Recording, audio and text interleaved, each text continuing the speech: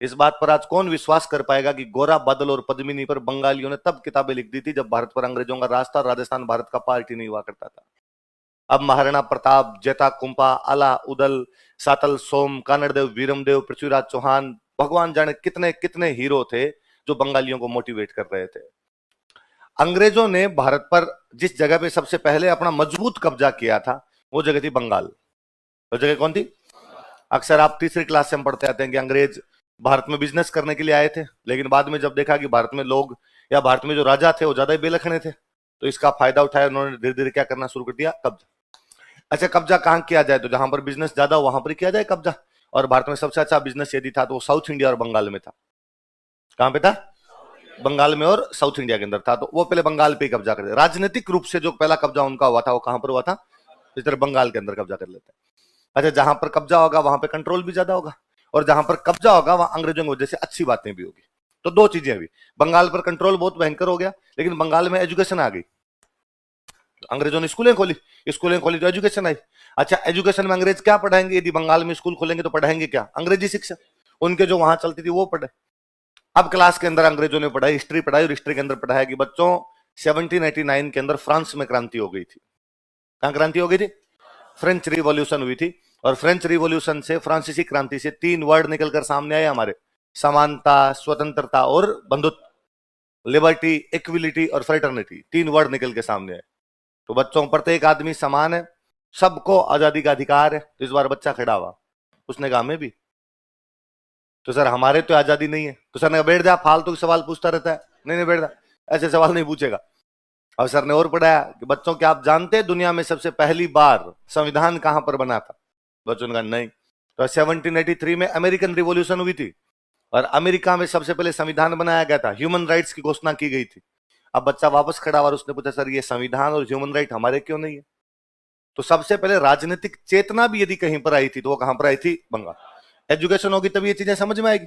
Education जब बंगाल के अंदर आई तो राजनीतिक चेतना, पॉलिटिकल अवेयरनेस जो होती है वो भी सबसे पहले कहां पर आई? बंगाल। अब बंगाली अंग्रेजों के खिलाफ खड़ा होना चाहते हैं।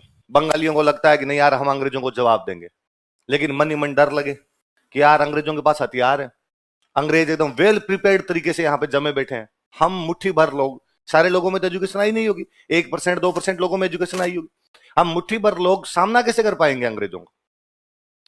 किसी भी लक्ष्य की प्राप्ति के लिए प्रत्येक बंदे को कोई ना कोई एक मोटिवेशन चाहिए होता है, कोई एक हीरो चाहिए होता है जिसको देख कर उसको लगे कि जब ये कर सकता है तो मैं भी कर सकता हूं। मैं अभी 2 दिन पहले श्याम वाली क्लास मेरे दिन बात कर रहा था कि आज से 10-12 साल पहले RSIS की तैयारी करने में लोग हिचकिचाते थे, और बहुत कम लोग RSIS की तैयारी करने आते थे। क्यों? क्योंकि अपने आसपास में कोई RSIS सिलेक्ट ही नहीं होता था, अपना कोई जिंदा RS देखा हुआ ही नहीं होता था, लेना देना ही नहीं होता था। कोई जो लगते थे भगवान जाने कौन लगते थे, अपने डायरेक्ट जानकार तो नहीं थे। इन पिछले 5-6 सालों के अंदर यह हुआ है कि अपने डायरेक्ट जानकार सिलेक्ट होने लग गए, ऐसे लोग सिलेक्ट होने लग गए जिनको हम जानते हैं। अब वो नॉट रीचेबल नहीं है, वो रीचेबल, उनको हम जानते हैं, उनसे हम बात कर सकते हैं, उनसे हम पूछ सकते हैं, और कईयों को तो बहुत अच्छी तरीके से जानते हैं हम। और तब अपने को लगता है कि यही हो गया, और ये हो सकता है तो मैं तो हो ही सकता हूं। व्यक्ति के एकदम नजदीक वाला बंदा जब सिलेक्ट होता है तो उसको विश्वास ही नहीं होता, उसको लगता है ये तो कैसे ही हो सकता था, इससे ज्यादा तो मैं जानता हूं, तो मेरा सिलेक्शन होना चाहिए था। तो ये वाली भावना आई है, इसलिए लोग अब तैयारी करने ज्यादा लग गए। अब देख लो आप कैसे भीड़ है आपकी। इसका रीजन यही है कि अब लोगों में मोटिवेशन ज्यादा है, उनके सामने हीरो ज्यादा है, उनको लगता है जब ये कर सकता तो मैं भी कर सकता हूं। तो बंगालियों को हीरो की आवश्यकता थी, और बंगालियों को कोई मोटिवेटर मिल जाए तो बंगाली उस समय क्रांति कर सकते थे, बंगाली उस समय आजादी का आंदोलन कर सकते थे। पर वो हीरो कहां से प्राप्त करें? भारत के इतिहास के अंदर उनको ऐसा कोई हीरो नहीं मिल रहा था जो इंस्पिरेशन दे सके उनको। बंगाली इतिहास के अंदर इस प्रकार के कोई हीरो नहीं मिल रहे थे उनको, जो उनको इस प्रकार का मोटिवेशन दे सके कि एक बड़ी शक्ति के सामने भी टकराने का जुनून और मादा रखे। इन्हीं दिनों में टोड की बुक पब्लिश होती है। टोड की बुक कौन सी भाषा में? इंग्लिश। भारत में इंग्लिश किसको आती? बंगालियों को। इसलिए बंगालियों ने टोड वाली बुक पढ़ी, और जब बंगालियों ने टोड वाली बुक पढ़ी तो उनको एक हीरो नहीं, अब सैकड़ों हीरो मिल रहे थे। टोड वाली बुक में ऐसी ऐसी कहानियां थी राजस्थान की, कि सब कहानियों में यह था कि राजस्थान की तरफ से लड़ने वाले बंदों की संख्या कितनी? कि 8,000। अकबर की तरफ से लड़ने के लिए कितने आए थे? कि 80,000। शाम का रिजल्ट क्या था जब युद्ध खत्म हुआ? तो रिजल्ट क्या था कि राजस्थान वाले 8,000 मर गए सारे। अकबर के कितने मरे? 42,000। अरे ये कैसे हो सकता है? ये पलड़ा ऐसे कैसे जा सकता है? क्या इन 8,000 लोगों को पता नहीं था कि 80,000 से भिड़ेंगे तो पक्का मरेंगे? कि हाँ पता था, तो ये क्यों गए लड़ने के लिए? कि इसीलिए लड़ने के लिए चले गए थे कि दुश्मन को जितनी हानि पहुंचा सकते हैं उतनी हानि पहुंचा दी जाए। ये कोई बड़ा युद्ध था। इस किताब में कई छोटे छोटे युद्धों की कहानियां थी कि एक गांव है, गांव के अंदर पता चला कि बाहर से एक आक्रमणवार मंदिर तोड़ेंगे, इसलिए गांव के 50 लड़के मंदिर के पास इकट्ठे हो गए। सामने से मंदिर तोड़ने के लिए जो आए थे वो 700 थे।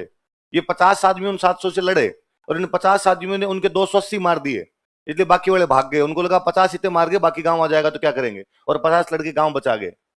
अब बंगालियों को हीरो मिल रहे थे। आप विश्वास नहीं करेंगे इस बात पर, 1900 1900 छोड़िए 1800 1900 से पहले ही, वरना 1910-20 के आसपास तो लहर थी।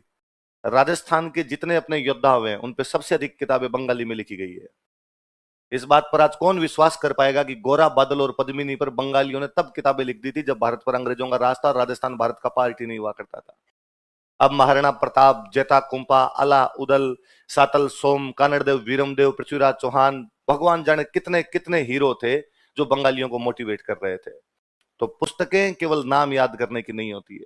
हम केवल जब ये पढ़ते हैं कि टोड ने 2 किताबें लिखी, दैट्स ऑल, याद की और एग्जाम में छाप के आ जाएंगे। टोड की किताबें भारत में दूरगामी परिणाम लेकर आई थी।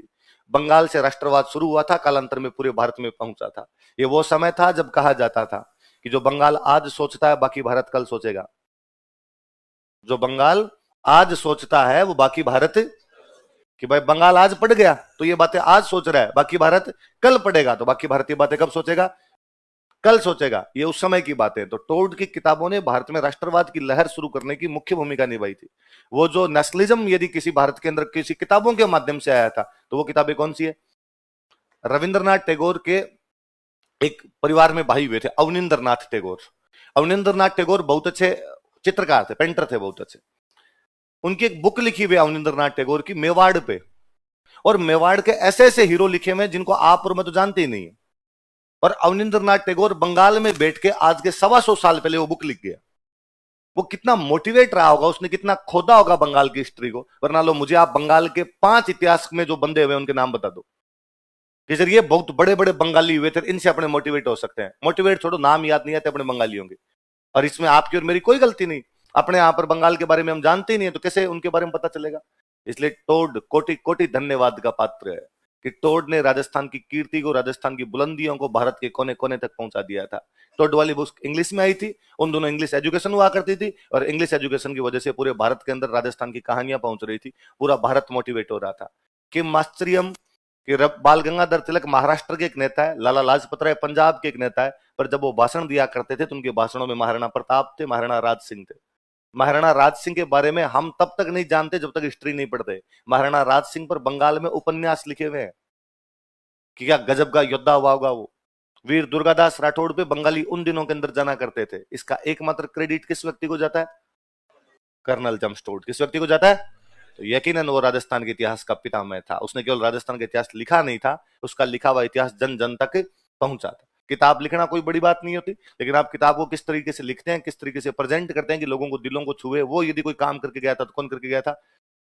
कर्नल टोड करके गया था। पता नहीं अपनी सरकारें कब जागेगी, बाकी टोड की मूर्ति लगाई जानी चाहिए। टोड की राजस्थान के अंदर मूर्ति लगे। मेरा तो खूब जी चाहता है कि मैं जिस दिन कभी इंग्लैंड जाऊंगा उस दिन टोड के घर वालों से मिल के आऊंगा। कोई उनकी पीढ़ी के अंदर कोई बैठा होगा, मुझे लगता है यार उनको चरण स्पर्श किए जाने चाहिए। यार तुमने क्या पैदा किया था तुम्हारे परिवार वालों ने कि हमारे बारे में जाके इतनी बातें लिख के आया। वरना दूसरों के बाप की तारीफ नहीं की जाए, आपसे करवा के देखे किसी तीसरे पार्टी की इतनी तारीफ करवा दी जाए। उसने इतनी भर भर के तारीफें की अपनी कि कई जगह अपने को लगता है कि इतना भी नहीं था, तू थोड़ा ज्यादा कर रहा है। हाँ होंगे हमारे वाले यहाँ पे बहादुर, पर थोड़ा ज्यादा नहीं लिख गया यहाँ पे तू। और उसने बेचारे ने फिर भी इतनी ज्यादा तारीफें की अपनी, याद रहेगी। तो टोड वाली बुक का नाम बोलो, annals and antiquities of Rajasthan, या इसी का एक नाम और क्या है?